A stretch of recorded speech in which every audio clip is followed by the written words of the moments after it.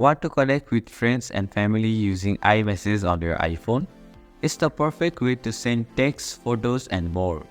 Hi, I am Siuk from Online Help Guide, and in this video, I will show you how to send iMessages on your iPhone. So let's get started.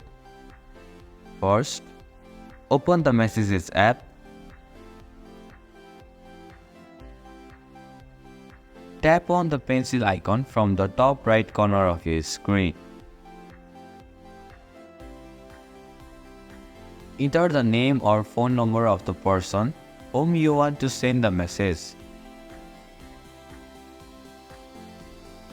Select the correct contact from the list that appears. Now, tap on the text message box and type the message that you want to send. Finally, tap on the send button, which is an arrow facing upwards.